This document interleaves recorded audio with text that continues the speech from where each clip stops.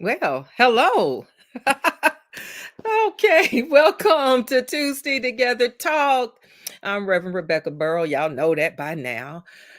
Founder and CEO of Building Reconciliation, Inclusion, Diversity, and Gender Equity. Yes, I'm having some technical situations going on because it's Thursday and not Tuesday, and I'm a little bit confused. But anyway, thank you all so much for being here on this evening, on this special Tuesday Together Talk. Good evening now, Broaden, and he says good evening to all of those who are tuned in. Thank you for tuning in on this special Tuesday Together Talk edition.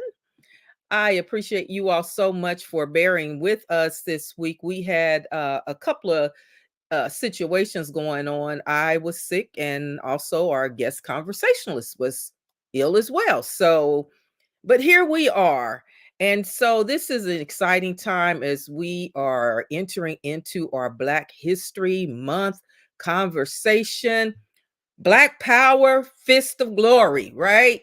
So this is going to be a good one, y'all. And I hope that you all will continue to tune in throughout this month. Good evening to Jennifer. Good evening to Lisa. Now, listen, we're going to get kicking real quick because I have Carrie Hepburn Brown. Oh, I'm sorry. She is Carrie Brown now, y'all. She's Carrie Brown. She's in the studio with me this evening, and our other guest conversationalist, Reverend Marcus Derek White, will be joining us a little later in the evening. Yes, ma'am, Miss Jennifer Schaefer. Thank you so much. So I want to just start this evening with a little bit of a monologue, and now, and this will give you an idea of why I decided that I felt this conversation is important, particularly right now as we enter into also an election cycle. But let me just start off by stating our quote that was in our information related to this conversation. Malcolm X stated, "The greatest weapon that the colonial powers have used in the past against our people has always been divide and conquer." Malcolm's words are even more relevant today as intentional efforts to divide and conquer Black people appears to be succeeding, with evidence of division in Black entertainment culture, politics, the Black family, and unfortunately, even the Black church or Black churches. Is Black power diminished? Has Black power lost its power? No, I realize that Black people aren't monolithic. We're not a monolith. We are individually thinking people. However, there is something so very incredible and unique about Blackness and Black power that both are often perceived or viewed as threats to the status quo. So, who or what is behind what I believe to be an intentional movement to divide and conquer Black power? So, uh, I'm concerned about this because you all probably, if you are anywhere on social media, you have seen it. I have seen it. We've seen it over 1,000 times. All of the conversations and things that are out there related to the issues going on in the Black community or perceived issues, because some of this stuff I don't believe is real. So I want to start this evening. Good evening, Ivan Wright. The doctor's in the house. Good evening. We appreciate you for being here also. But I want to start this evening. I'm getting ready to bring Carrie on into the stage. Carrie. And I want to ask you all this question. What is the goal of dividing and conquering Black people? Carrie, I want to start off just getting your insights, in your opinion. Well, good evening, TTT family on a Thursday. So, TT on a Thursday.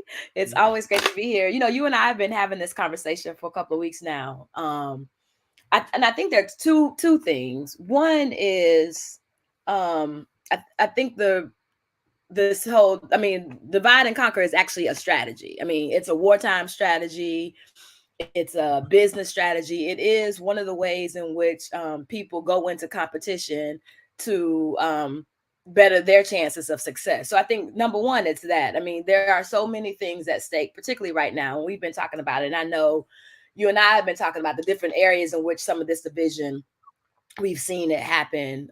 Some of it is very evident, you know.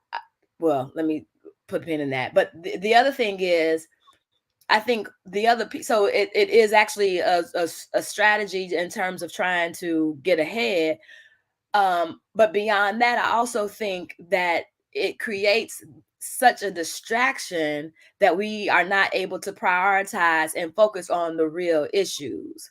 It's mhm. almost like information overload, and you going from play like, what should I be listening to? What should I pay attention to? And so I've been, I'll let you talk a little bit about like where you want to go with this, but some of the things that concern me are when there's a story, right? Mhm. It if it gets it only gets traction because people start feeding into it. Now, you and I have talked about the halftime show that happened on Sunday, and we have different perspectives. We don't need to tell the people what they are. But I mean, you one of us liked the show, one of us didn't care for it. That's all I'm gonna say. Y'all can figure out which is which. But what I thought was interesting is, you know, you and I had a conversation about it, but like media grabbed onto it, and then there became this clear divide of people who were jumping on one side or the other and had a whole lot to say. Now, let me say this: whether you like Alicia, whether you like Usher, it doesn't really matter because they didn't went on about their business. And here it is. I mean, people were getting into conversations, discussions. I saw it on multiple social media platforms. I saw it in the news. I mean, and I was like, but out of all the things that we have going on in our country, why are we choosing to spend time and energy on this? I understand sometimes you need a little lightheartedness to, you know, so that we don't get stuck in being so pessimistic and you know everything is horrible. You need a little bit of that, but we don't need a whole week of talking about the Super Bowl. Everybody done. Well, we do now because, of course, our country loves their guns, and so as of yesterday, Oh there my was the gosh. shooting. Let me Yes. bring this, Moment of silence, or at least moment of recognition for at least one person I know who has lost her life in that right, right, and all of situation. those that are injured and impacted, even by, the trauma, even if they weren't injured, there's that trauma that they'll live with. Um, so I think as I'm thinking about the question, what is the goal? I think the first thing I would say, why are we why are we so okay with being divided? Now, I've already said that we are Black people are not monolithic. We don't all think the same, look the same, we're the same thing. We're not. I mean, even cultural norms and beliefs and practices vary. Our religious belief or spiritual beliefs are different, but yet there has been a way for us to still stand together against something that we have in common, and that is oppression. That is, but now we have become okay with being divided, choosing sides when we don't know the entire story, being influenced by social media content creators that aren't factual journalists, meaning they don't have the facts to the who, what, when, where, why, and how. Because basically the social media content creators, their sole purpose is to entertain you, get likes, subscribers, keep you coming back, so they can get more views because that's how they get paid. Um, and so their ultimate goal is to earn a check. But in the meantime, there are casualties of this hunger for this check, and that's the people that are looking and reading and buying into this content as if it is factual information, when basically it's really based on hearsay. So why are we okay with demonizing and dehumanizing people that we don't even know personally? We've never had an encounter or a conversation with these folks, yet we feel compelled to spread hearsay, gossip, and lies for the sake of feeling relevant and in the know, when the truth is we don't know. I read comments. I'm thinking all of these thousands and thousands of people that are supposed to know some of the folks, that a lot of the gossip and rumors and things that's being shared of late. Most, I can almost guarantee you most of the folks making comments, like, for example, I love this one. Well, that's how she's always been anyway. She ain't never been no good. She ain't never really like the black community anyway. And you don't even know the person, but yet you feel so strongly that you can speak on somebody without the facts. I do. So So, we have some good comments. I want you to.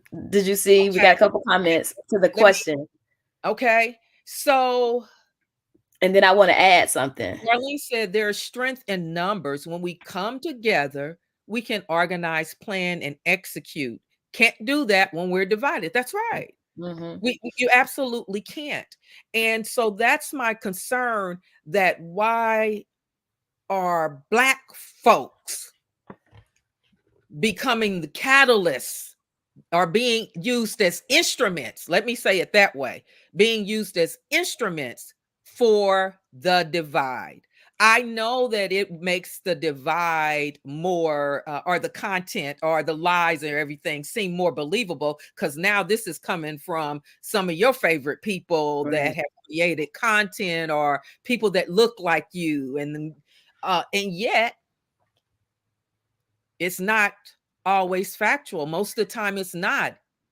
Go ahead, Carrie. So I do also um the other thing that I've been thinking about as we start doing releases, the comment around that I don't think that we've talked about recently, but we did definitely when we were in the deep end in the pandemic. Mhm. I don't think we've yet to understand or recognize the long-term impact of the pandemic. Okay. And I'm not talking about the medical side and people's health, because yes, we know that's huge. But what the isolation did, and then the domino effects. And so what you have are people who self-isolated and um restricted their circle of influence. So we were, and this is in general, not just Black folks, but in general, less likely to engage in conversation with people of different perspective. Certainly the same thing in the media space. But then it's almost like, then we had this huge moment. We black outside, and people went to the extreme, and in some ways found some lucrative opportunities and starting to be like these agitators.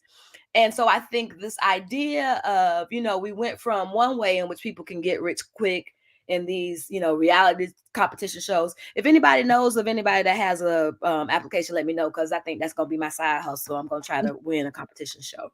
Um, any one of them, Survivor, The First Race, any of those. So I think that's part of Apparently it. you don't watch reality TV much, if those are the ones that you're focused And on. that's still out. I'm Okay. not doing the Bachelorette. I'm not able to do that one, but anything else. Okay. Well, okay. So, first up, did you say black outside or back outside? Yeah, no, there was a movement where everybody was like, "We black outside." It was a No, I just wanted to hashtag. make sure I heard you Yes, correctly. Okay, black yes, outside. yes. Okay. Um, I think that for me, what's so disheartening is that social media can be a place where you can stay connected, and that there's a lot of good things that can come through social media. The Mhm. problem is that social media has become such a place, a cesspool, really, for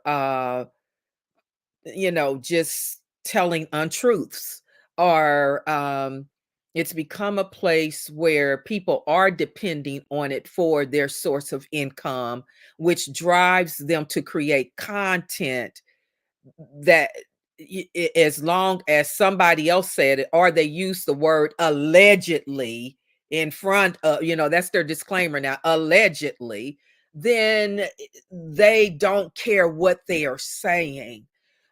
My issue is that, imagine if every negative thing said about you is considered by people who don't know you as the truth. Wonder if everybody now says, this is the truth about Yeah. Carrie. Yeah. uh, all the good that you've done in communities, all the work that you've done, and the services that you have rendered, and helped to bring equity and inclusion into spaces and into organization, and the health equity work and the maternal and child health work that you've done, all of that great work you've done was spoken of for several years. But then someone decides that this one little blurb Yeah. about Carrie It's taken out of proportion. is how you are now identified as this person that don't, she can't identify with black women or whatever, I'm Mhm. just saying some hypothetical thing. But that becomes somebody gospel, or little g hearsay gospel, and they run with it. And before you know it, it begins to be a cycle of stories on social media. Mhm. And so your career, your life, your relationships, everything you put your heart and soul into is upended and questioned and rejected because of someone's alleged story about you. I just think as Black people, we need to be more careful, because as Black people, Yes. we have spent generations Yes. trying to build ourselves up, to build up our economic power, to build up our buying power, to build up our ability to have our own institutions and organizations and Yep. schools and everything. We have spent generations trying to establish ourselves in a Mhm. country that only brought us over to build it. And instead of ensuring that we aren't allowing the powers to be to tear it down, tear our work down, we are feeding into it. So I have a big problem with it, and they're dividing us and conquering us through it. So I'm waiting for some comments. I'm waiting. Ivan says, regarding content creators, facts present a hindrance to the anticipated and desired end. And you are so right. I told my brother the other day, I said, if I ever wanted to go viral, this would be the time for me to do it. All I would have to do is put I'm not going to say their names because there's so much stuff being said about them right now out there. But all I would have to do is put about 5 names, and I'll let your imagination run free as far as who you think those names are. I can put those 5 names in the title, even if my content is not really about them. And Clickbait. That's what they have a name for it. Clickbait. clickbait, exactly. People will click on and they will watch because they're going to anticipate that at some point she's going to tell us what this story is about. And I'll just egg you on and say, well, I really didn't want to talk about this, but I feel it's necessary for me to talk about it. Y'all know what I'm talking about. Y'all can tell I've spent some time watching this, right? I watch this foolishness so I can be informed about the foolishness. So I Yes. help us out of this web of foolishness. But that's what they do. But I wanted, I don't know, we haven't had this conversation. You heard this term doxing? Yes, yes, Okay, yes, so that's the other thing, yes, especially when you relate specifically to this question about is social media contributing to the divide? It is, but in addition to that, people's personal yes, safety is yes. now in jeopardy. That's right. You want to talk about doxing for just a minute, for people who may not know or be aware of it? Sure.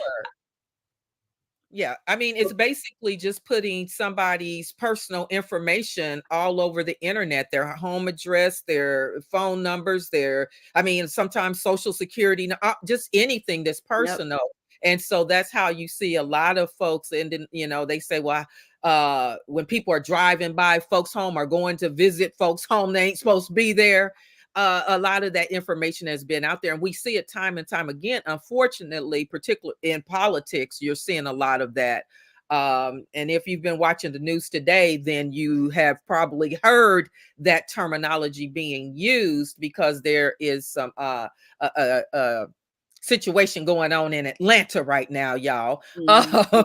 But so basically, it takes, because none of your private information is private. That's why y'all need to be very careful what you put out here on Facebook and stuff, even your date of birth and different things like that. Because once people have access to just that little bit of information, what school you went to, even when you're answering some of those social media Mhm. posts that says if you were born in this year, what do you remember? I mean, that stuff, after a while, once you answer those little questions, you think they're cute, you think it's a Yeah. way you to communicate, you start building a trail of information that tells people who you are, where you're born, who your mama is, post a picture of your mama and all that. Well, you want to do that, but you need to have your stuff really on private and locked down with just Right. your friends, instead of answering those massive, those 2 million people have responded to this post. Don't put your information in those posts. Even Be those very little quizzes, That's right. games Yes. that you play, all of that information gets used to Yes. customize marketing, Yeah. and it's advertisement. It's, yeah. And But hacking. yes, and that's what it leads to. I just got a letter the other day about someone notifying me that they had had a security breach. Yeah. Yeah. Darlene says, we have become so materialistic till obtaining stuff is our God, till we no longer focus on helping or caring for others. The more Mhm. stuff we have, the more we separate ourselves from each other. Darlene, you're so right. And I was hoping that Reverend Marcus would be on by now, because I really want to have him on to even get into this conversation about the Black church. And I think this falls right in line with that. um I don't care what social media says about the Black church. You can point me to 10 pastors that have done wrong. I can point you to 100, 2, 3, 400 pastors that are doing right. I can point you to 3 or 400 pastors that don't drive Rolls Royce. They don't have uh whatever the most grandest car there is. They are struggling. They are taking money out of their own pockets to ensure that the church is staying open, so that the people in their community will have a safe haven and a place of worship to attend during the week and on Sundays. I can point you to pastors that are working 2, 3 jobs trying to make ends meet because the church can't pay them a salary. This whole myth that pastors are making all this money and that they pimping the people, stop buying that myth. Matter of fact, Lady Jennifer Schaefer, she can attest to that. She is a first lady, and her husband sow seeds of goodness, not only in their church but also in their community. They take out of their own all their own pockets, where they both working 60 and 70 hours a week. So, and then still doing church. So this whole idea that people aren't going to church and not giving, because all pastors are doing all of these crazy things. Change where you going. Just change where you're going if that's the kind of pastor you have. But I can guarantee you that for every one pastor that you say is doing wrong, there are 1,000 pastors that are doing the right thing. You may not like their doctrine, but they are still trying to do the right thing. You may not believe the same thing they believe concerning your religious beliefs or what have you. You may not even like their order of worship service, but they are still trying to do the right thing. And so, Darlene, I take your comment to heart, because you are so right. We have become so focused on the material thing that we forget that there are people out there that are still doing great work, and a lot of them are either underpaid or not paid at all. But because one person's focus is on material things, they think that's what everybody else is focused on. And we need to focus, get our focus and attention back on God. Oh, but hey, this is the Tuesday Together Talk is a bridge production. So you know that we are about inclusion and equity and all of that. So the God of my understanding is God, Lord God Almighty. Your God of your understanding, if your God, whomever, whatever that might be, Lord bless your soul. Um, if your God has you more focused on material things, then you need to find you a new God. You need to find you the true and living God. That's what you need to do. But okay, Jennifer says social media, we have to discern the difference between inspiration and revelation versus entertainment. Amen. I Amen. love that. I love that. I do want to add something in the social media. Thank you, Jennifer, for that comment. The other thing, and I think we've done less and less of this. I was on one particular social media platform, which I am not on anymore, but I made it a point when I used that particular platform for business, for the work that I did, to ensure that I followed people who had various perspectives, people who I agreed with, as well as people who I didn't agree with, because I wanted to know sort of, the pros and cons from both perspectives. The challenge with social media is that you can customize your own social media feed, so much so that all you have is confirmation bias. Everything that you think or believe or feel, everything that you see will come up to confirm that, because it's the way in which the people you've selected to follow, the accounts that you visited, the hashtags that you check on.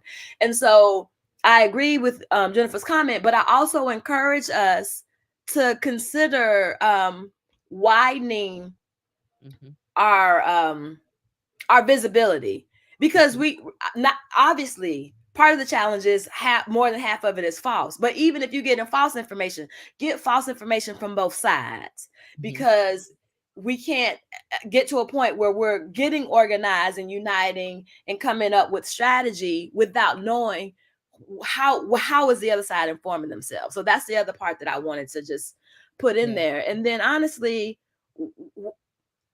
I don't know. And this might, I mean, you not only your ministerial background, but maybe your counseling background can help to understand, like, why, as we get, for me, I believe things are more critical than they've ever been. Mhm.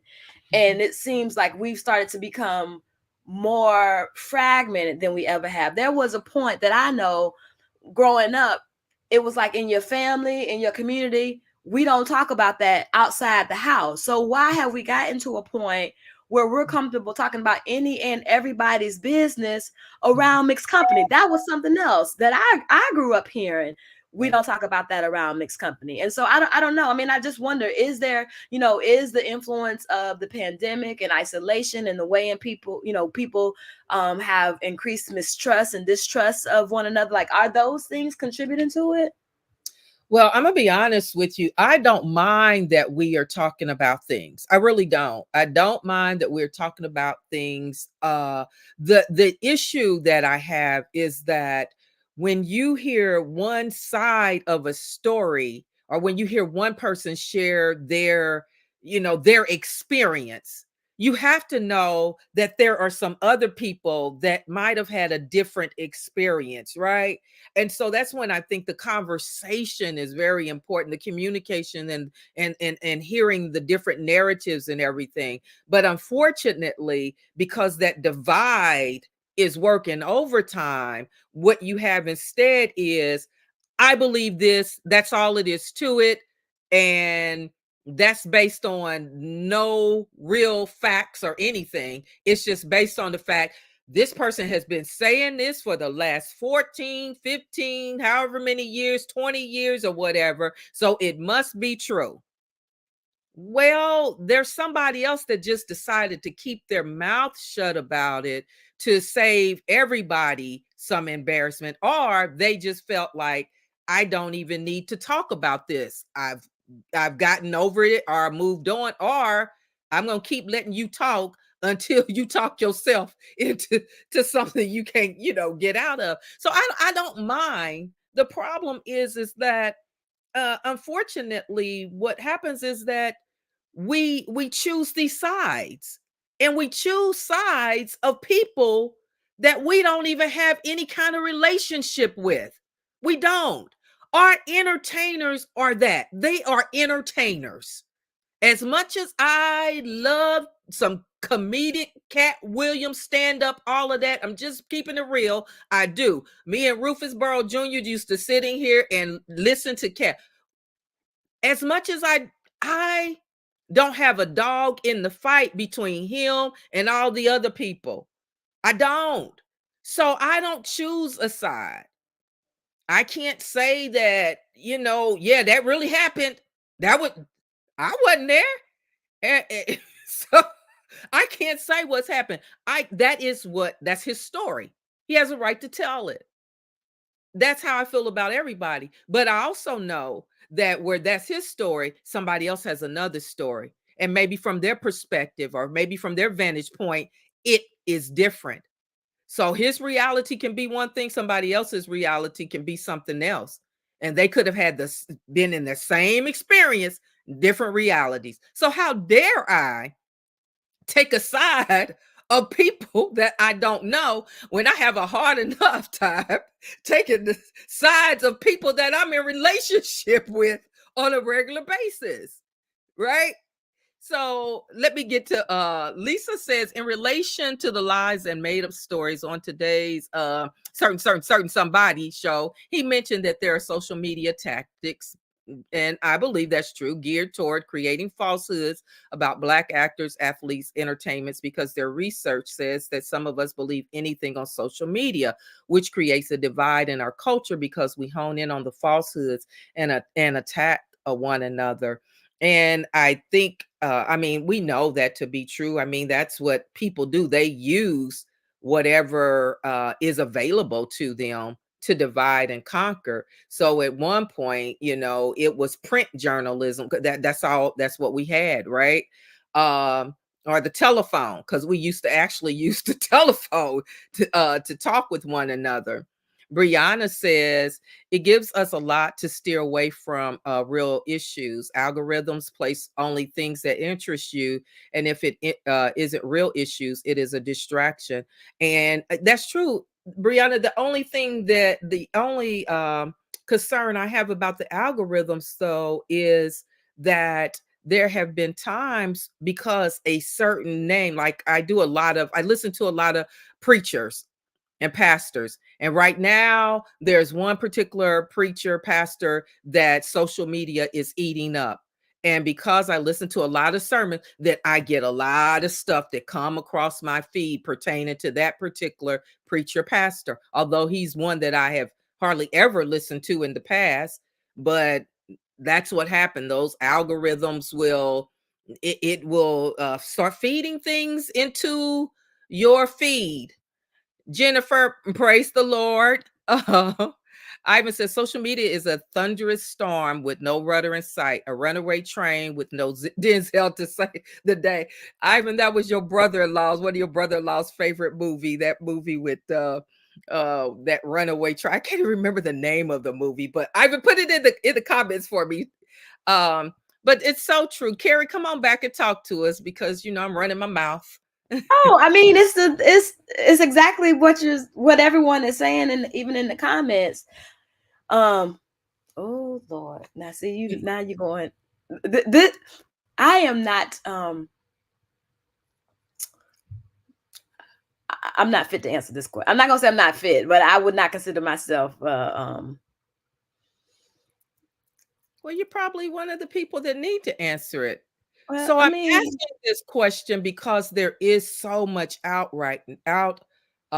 in on social media about anything concerning the black church. I'm not talking about all the praise breaks that just drive me crazy. I could really do without those praise break videos. Um, that's teaching people how to shout. uh, That's just my own belief, okay? It infused in there if y'all can read through all those lines I just gave you. Um, but I'm asking this question because the black church, this is why I wanted to talk about the black church tonight. The black church was the institution that we relied on for information. Now, when of course, King being, Reverend King, but there's been a lot. Jesse Jackson, Al Sharp, the list goes on and on and on. And but the black church has been a very important, has played a very important role in helping us with information, and we had a lot of trust in the black church. So my thought right now, you've already heard some of it. I believe that the black church is strong. I do believe that there are people out there that are continuing to push this false narrative about the black church based on a few folk that aren't necessarily doing the right thing. But the question is, do you think the black church or black churches is are losing their position in black communities and black families? so my perspective is yes, I think so. Mm, And I'm gonna say for me, one of the challenges, I have to say it the way I feel it, and okay. I feel like in some ways, there's certainly a part of the black church, in quotes, that has become very commercialized. Mm, mhm, mhm, And there was research done about the number of people and generations that how there's generational shift in church attendance. mhm, Certainly we can talk about the contribution of the pandemic, mhm, but and you and I have had this conversation. um so what used to be seen as mega churches and a few pastors who were being lauded, you know, has changed into this dynamic of, at least from my perspective, what I've seen is people being very sensational on social media platforms. mm, And it has gotten them other things. It has gotten them book deals. It has gotten them interviews on morning shows.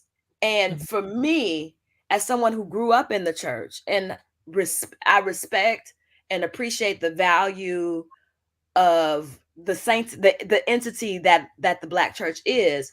But for folks who have a different experience, I think this sort of commercialization has turned people off, mm, and it has made people less interested. I mean, I can't tell you the number of comments that I have heard about, oh, I wouldn't, I'm not trying to go to church because they also doing X, Y, and Z. And mm, yes, people had said that before, but I feel like um the value of the gospel has gotten watered down because you start to see people who you have esteemed, whose role you believe is to share the gospel, spread the gospel, help build your capacity to do those things in all of these other arenas.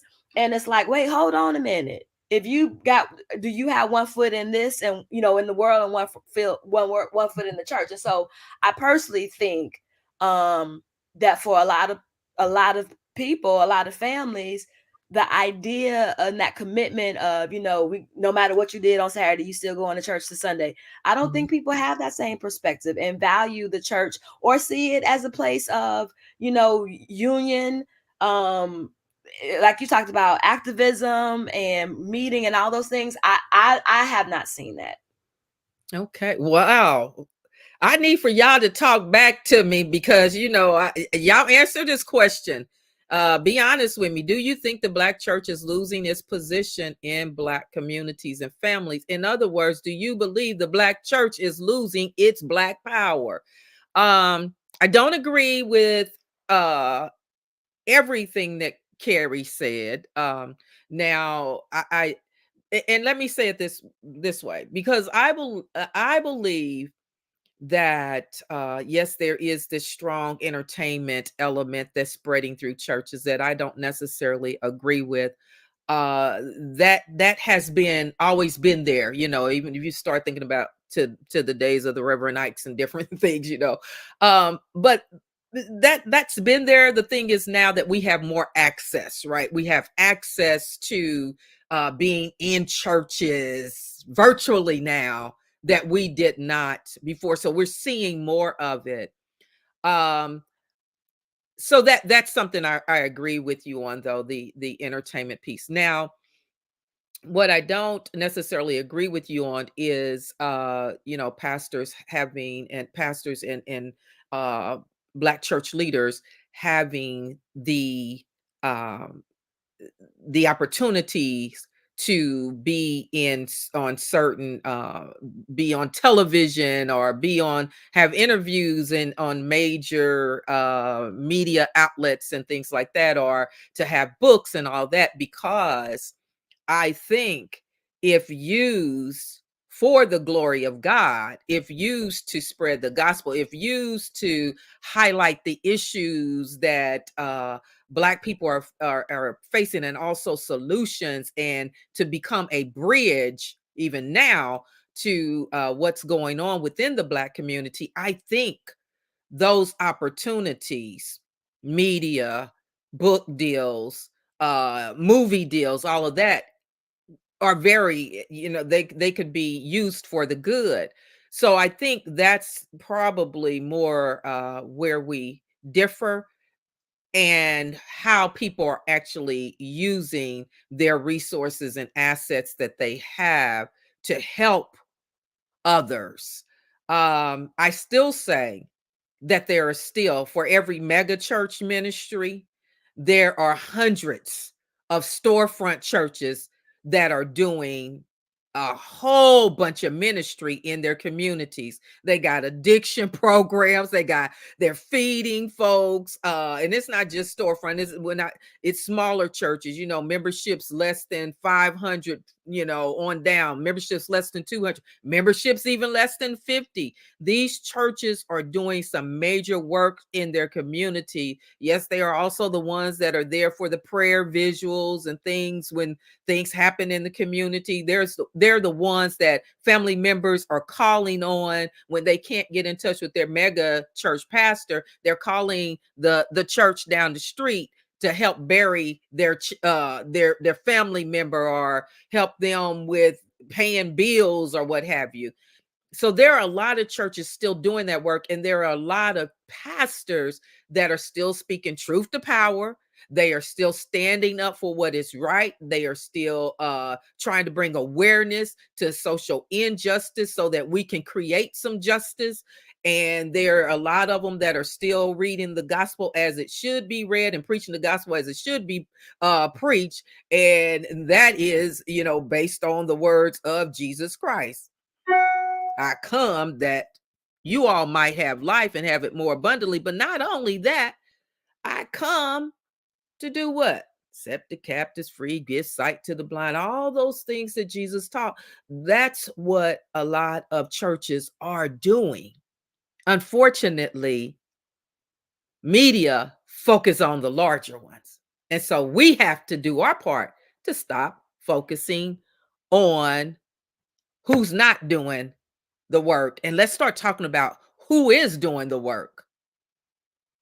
All right, Carrie, I didn't beat you down so much. Y'all have not answered that question. That question. Come on. Good evening, Aunt Darlene. No, and I think I don't think it's bad. What I think is unfortunate is the point is the same point we were making, is that it is easy to use it for to benefit the church Hmm. and in general, and the benefit the kingdom, or for self benefit. And what I have seen, at least from my perspective, Hmm. is it appears that some of this has gotten away from this, not even good, feel good messages. It's sensationalized things that attract everyday people. And I agree. I personally believe, this is my own opinion. I said this to somebody and they disagreed with me strongly. I think Kirk Franklin revolutionized gospel music. Oh, I girl, didn't have yes, we disagree with you I I vehemently I, I because know, Kirk but Franklin did not revolutionize. But that's okay. I'll let you go ahead. Go ahead. okay, in as much as he brought a new sound in a whole group of people that had not previously been um who had not previously given ear to the church, right? And so I do agree that you need multiple ways of outreach. And I'm a fan of gospel rap. I'm a fan of all of these various venues, but I think you still have to stay centered with the word. And so that was the point that I was making. I think one of the reasons that the black church has lost their footing is because they've taken advantage of all these platforms, but they've started to water down their ministry. That's my perspective. Mhm. I Okay. the folks don't want to talk about the black church. They don't want Listen. to talk about the black church. I understand that. Ivan, right? I need for you to respond to Carrie Brown's idea that Kirk Franklin revolutionized something, because Ivan comes from a music family, and we That know that before there I'm was not saying he's the only one, but not Kirk. revolutionized in I'm not something. saying he's the only one. We can Well, have listen. We might have a yeah, whole but section this, on this all we need to conversation. do, we can take it back to Andre Crouch. We can take it back to the Walter Hawkins and Edwin Yeah, Hawkins. They, you know what I'm saying? We could go I'm Thomas not Good saying Kirk is the Harrison. only one that But revolutionized. I'm anyway, just saying. It's, uh, thank you, I Ivan, would say and you were much so love, kind my about sister it. Kirk. I know of a man named Edwin. See what I'm saying? See what I'm You're so saying? kind about it. His Yeah, disagreement, I we, appreciate you know, I mean, and Andre Crouch really came and just, but the Hawkins, I mean, yeah, but anyway, Lisa says, Okay, uh, thank you, Lisa.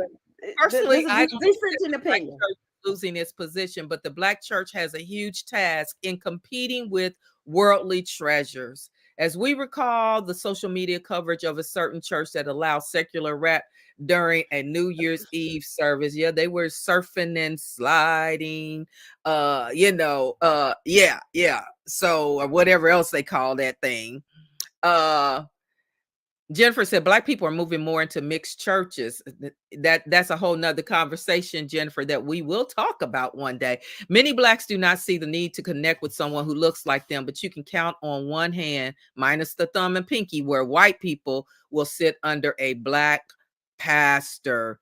You are absolutely right, Jennifer. Jennifer says the music has changed to more praise and worship as well. Well, I'll say more praise and not necessarily worship, but that's just Right. my opinion. Jennifer knows that I got my opinion. That's why she's my sister, because she Listen, knows that I have my opinion. we getting Listen, into it tonight. I appreciate these different perspectives. yes, yes, because and this is we're not a monolith, right? we're, Right. we're not, like, people aren't, we have a right, where you see it as praise and worship, I can see it as just praise music, right? And that's okay. The challenge is when we start tearing each other down just because it's different, and we don't have to do that. And that's what I want to know. How can you help bridge the divide? If there is an intentional movement to divide and conquer black people, How can you, I'm asking you all out in the audience, how can you help bridge the divide? What can you do? I need some real suggestions from you all. I need to hear what you can do, just even on a daily basis. What can you do to help bridge the divide? Black people are not a monolith. Matter of fact, Black power is grounded in the very fact that our strength lies in our diverse cultures, beliefs, practices, and norms. We are conservative, we're liberal, we're progressive, we're moderate. We come from patriarchies and matriarchies. We are diverse in our hues as well as in our worldviews, but even diverse expressions of thoughts and how we live, we found a way to thrive in a world that decided that we weren't good enough or that our blackness just didn't or don't matter. We have to We get back. Oh, sorry, you still going. No, I'm just saying that we have to get back to a place. And now don't get me wrong, I'm not trying to romanticize anything, and I'm not talking about make black people great again. Okay, that's not what I'm We're saying. not gonna go there.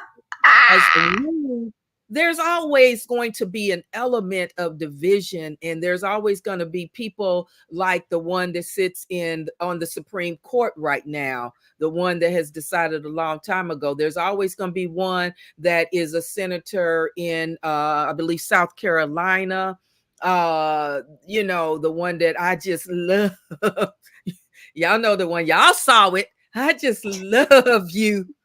um but there's always, but how can we still bridge that divide, that intentional effort to divide us, especially on issues that impact our daily lives, Yep.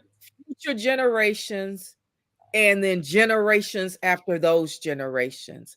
How can we bring it back together?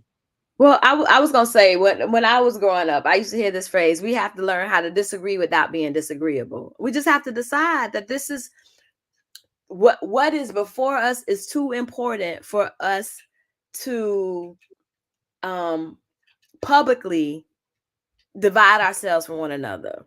I mean, Mhm, I learned this lesson when I was in high school. I my graduating class was about 200 people. Or was it 280? Anyway, there was a majority of us. It was like a small group of us, maybe 30 Black seniors. We had enough sense to know that if we all vote for the same person, we could end up with a Black homecoming queen and a black homecoming queen. We did.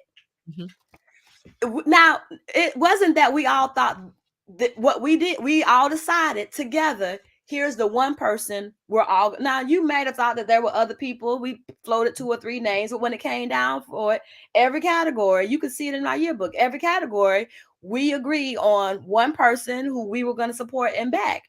mhm. And that's not a big thing. I mean, that's just we had that much pride because we were like, hey, we can change the history this time. And for whatever reason, we've gotten to a point.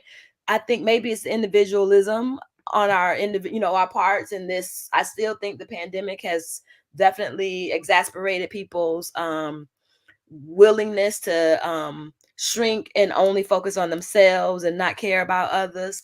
But at some point, we have to decide we are not going to allow ourselves to be subject to this. This is an old strategy. Yeah. Th- this is an old strategy. I think part of it starts with us. Mhm. Our TTT family being more intentional about how we engage and encourage and fit. You know what? Let's just have a conversation about it, and let's agree to disagree, but to not get divided over this. Yeah. Yeah. Yeah. I'm gonna read Aunt Darlene's comment. And yes, I call her Aunt Darlene because she is my auntie. Aunt Darlene said, I'm old school. So the music that we hear in the church today leans more towards secular to me. Um, I don't know if I'm old school, Darlene, but I agree with you. Jennifer and I have this discussion all the time. I love choir music. I love, I've been playing one of my favorites, Sarah Jordan Powell's this week. Uh, uh, the high place. I will make the darkness light before you. I love playing all sorts of music. I love all kinds of genres of music, but there are times where when I need to go deep, when I need to go in, like I've been playing James Cleveland and Charles Fode, Touch Me. I've been playing that 9-minute song. It's on repeat over and over again because and the song's real simple. I've been praying, Lord, I've been praying. Touch me, Lord. That's that. That stirs my soul. But I'm not against somebody that wants something different, and I believe churches have to offer a diverse, or a set of music or music opportunities in order for everyone to participate and enjoy worship. That's one of the things I'm saying. We don't have to be divided on it. We don't have to say, well, we got to do all traditional and that's all, or we got to do all contemporary, or we got to do all rap or whatever. No, we can bridge the divide. And part of that comes with Jennifer is saying we have to tell our story, share our journey, be ready for some responsibility and accountability. In other words, let's have some conversation. I want to hear your journey and your story. I want you to hear mine so that we can then get back to finding our commonalities, because there are a number of commonalities that spread through the fiber of Black people, culture, communities, families. Mentoring, Jennifer said, where it is possible is key. I did not get to where I am today without the help of those visionaries that have paved the way. We definitely stand on the shoulders of, and sometimes we on the backs of some of those that came before us, because sometimes we still have to be carried to get through this thing called life. Um, Ivan said, my sister would hazard to guess that many of those books behind you speak to a history of why the Black church absolutely commands a place in our communities and homes. Absolutely. I bring up the books because today's answers are based on patient information. And that's a thing, that's a bridge. We got to get back to reading. We need to learn our history. Listen, I have been frustrated. Yes, I'm on social media looking at church services, and I can tell you how many African American or Black churches that have actually done anything for Black History Month. You're not doing anything all year long. And for Black History Month, you are doing something on, you haven't done anything yet. So that means you'll probably do something, what, once for this month? The This fourth is, Sunday, you know how we do it. The fourth Sunday. yeah, but this is a time where we need to be doing some intentional teaching and preaching and singing and illustrating Black history. Because if you live in Florida, Indiana, in Texas, do I need to keep naming them? Your children aren't getting access to this all around me. They're not. They're not getting the access to it anymore, because most of the books that are written by us that tells our stories are being pulled from bookshelves. And so it becomes the church's responsibility. So yeah, Carrie, when you talk about using our platforms, it becomes pastors and other leaders within the congregation, even the congregation, to ask the question of pastors, why aren't we teaching? Why aren't we doing anything? That's how you bridge the divide also. Don't go home and just go to your corner and say, I ain't going there no more because they ain't doing nothing. Go and sit down, have a conversation in a meeting with the pastor or the decision makers. and say, hey, what are we doing? How can we do something? I think it's great that we are feeding people and doing those things, but we need to also be teaching our folks. We can teach them about the Black Panther Party, who's who started, the feeding programs and things instead of all the little fake stuff that we've heard about Black Panthers. Yes, I'm talking about the old Black Panther Party, that not the new one.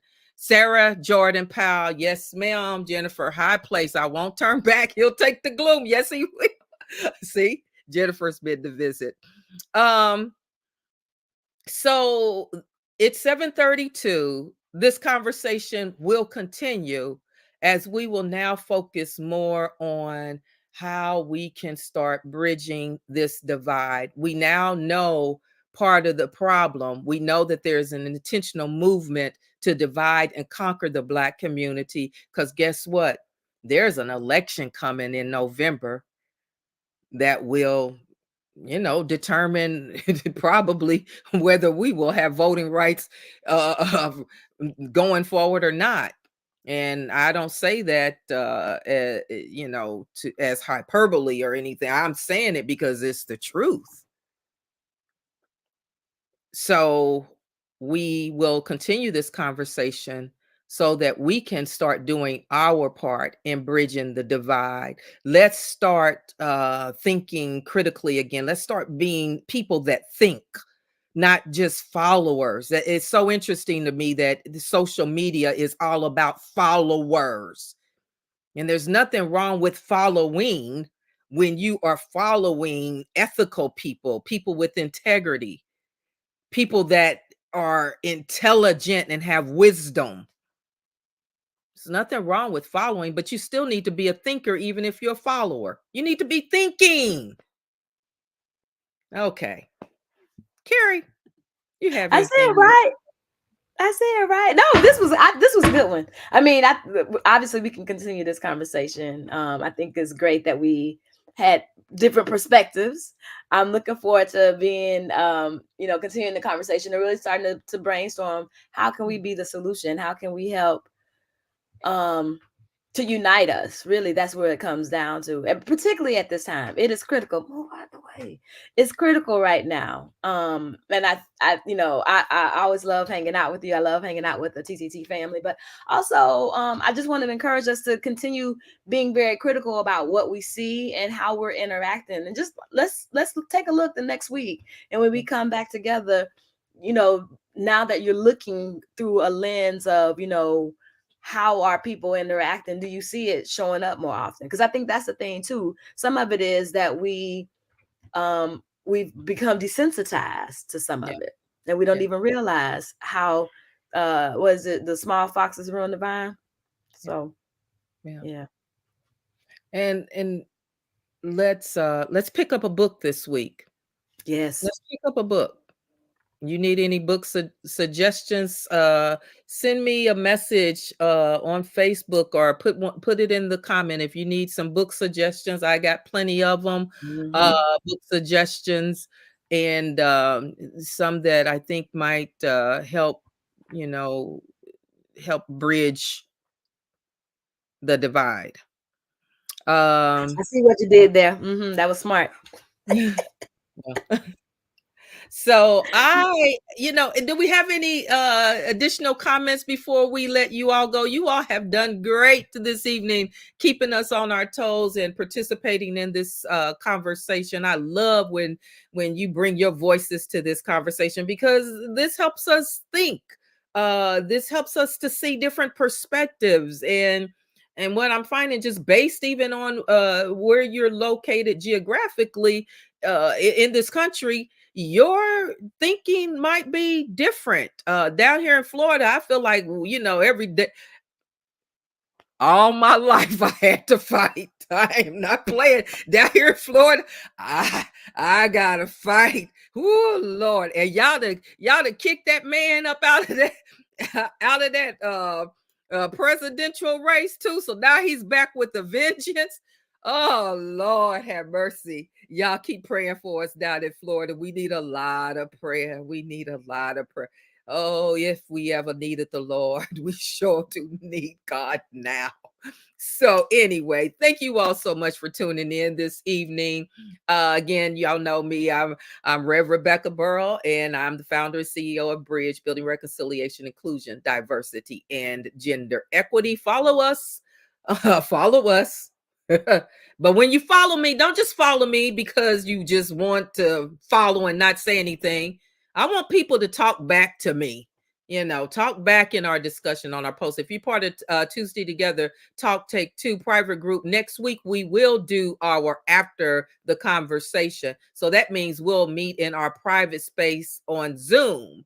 I'll make sure that you get the link to that. You will not be allowed to share that link because this will be a private conversation for Tuesday Together Talk Take Two members only. There'll be an opportunity for us to talk and say some stuff that we can't necessarily say without getting in trouble.